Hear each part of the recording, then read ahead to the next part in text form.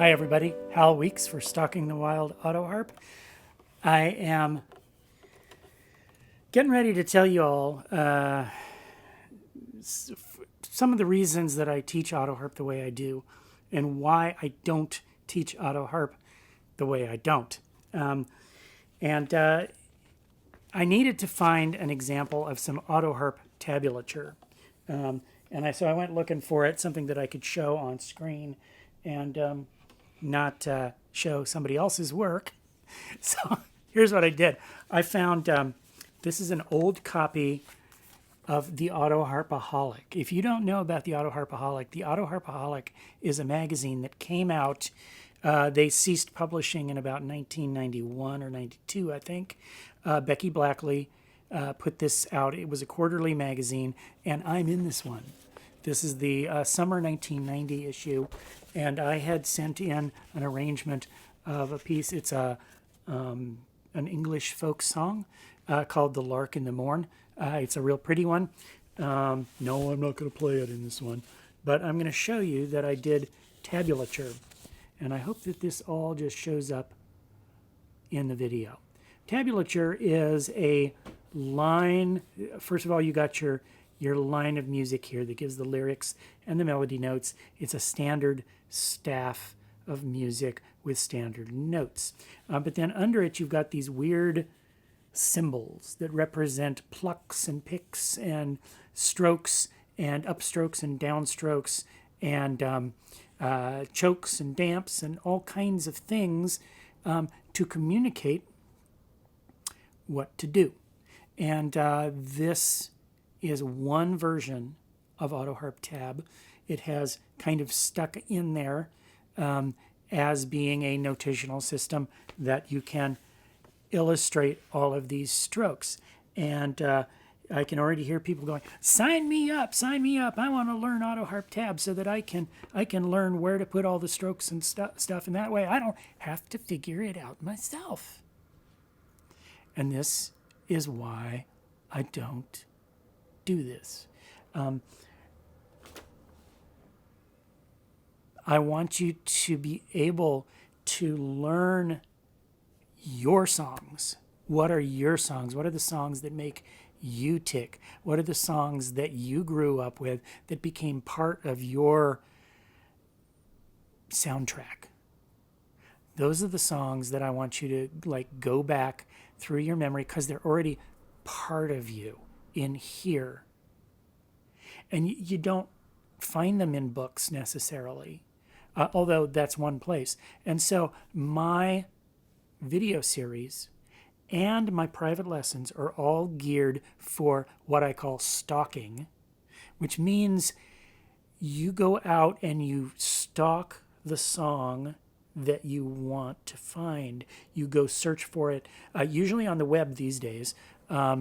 It might be, if it's a song, literally singing with words, you already know how the tune goes, but you might not know the chords. And so you go out and you go chords and lyrics to Lark in the Morn, or chords and lyrics to Nowhere Man, or chords and lyrics to Hotel California. And you come up with a fake sheet that's got the chords written above the syllables, and you've got the lyrics to the song. And that should be enough to learn the song, right? Yes. You've learned some basic proto motions, you can go and you can listen to the strums they use and go, okay, sounds like they're kind of doing this.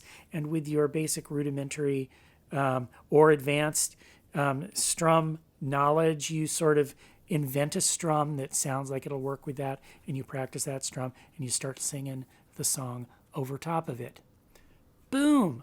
You have bagged your first song, and you've brought it, you've gone out, you've stalked it, you've hunted it, you've brought it home, you've skinned it, and you've put it on the Autoharp, and you've made it your own. I want you to be able to find the songs that you want to do and believe it or not every song's ever been arranged for the Autoharp with tablature.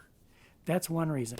The other reason is when you start weaving your way through this stuff and you start going, okay, let's see, on that stroke, I'm supposed to pinch. And then on that stroke, I'm supposed to pluck with the second finger. And then I'm supposed to do one of these. Okay. And then I'm supposed to do, and when you learn tablature and you start playing only from music that's been arranged for the Autoharp, you are putting on shackles, my friend, and you don't want to do that. And some teachers give out, okay, now learn this, now learn this, now learn this, now learn this. And pretty soon you see people with these big fat books of Autoharp arrangements that they go through and they play. And they're happy, but it's a little bit sort of like play by numbers. And I want you to become musicians. And in folk music, musicians, we don't work from music. You can get the music and work from it for a very short time, especially if it's a fiddle tune or something, and there's no lyrics and you just have the melody line. Learning how the skills to take that melody line that's not arranged for the Autoharp, it's just a melody line on a staff, or maybe it's just in your ear. How do you stalk that? How do you go out and hunt that and find it and bag it and skin it and put it on your harp? That's what I want you to learn, and that's what I teach. And I teach in a method that helps people to learn how to do that so that you learn your songs. And part of it is learn these basic proto motions that are in these basic strums, because in those is all the different ways of addressing your Autoharp. Now learn to break them up and learn how to use them to create new strums from the chassis of those old strums. Learn how to use those motions and come up with motions that work for that song. And learn how to pick out a melody by ear, if nothing else, or how to find the chords for that melody that you have written on a staff. Learn how to figure out which chords go with which buttons. All of these things are what I call teach a man to fish. And I know I don't have to repeat that quote for you, so I'm not going to. But you can learn this and have a lot more fun playing a lot more songs a lot faster than having a big fat booklet of songs that you have to carry around in order to make music happen. And then there's some other rules for memorizing songs. And as I'm getting older, it's the lyrics that really sort of challenge that. And in this video series coming up in the next several videos that I'm going to make, I'm going to talk about ways that you can help yourself to learn lyrics and retain them. Although, for those of us who are getting older, all bets are off. And if you want to use a lyric sheet, just go ahead and do that, because I'm finding that I have to do it more and more often too, unless I'm doing the song all the time. Well, I'm hearing the cat start to complain.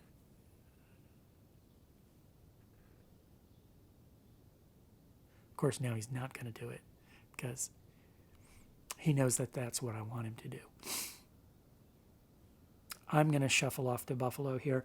I'm Hal Weeks. If you appreciate my teaching and you want to give a little bit back for these lessons that you're getting on YouTube, or you want to support me in my quest to give free lessons to anybody in the world who wants them right here on YouTube, you can do that by going over to Patreon and kicking in a few bucks a month. That would really inspire me and keep me going and keep me very, very happy.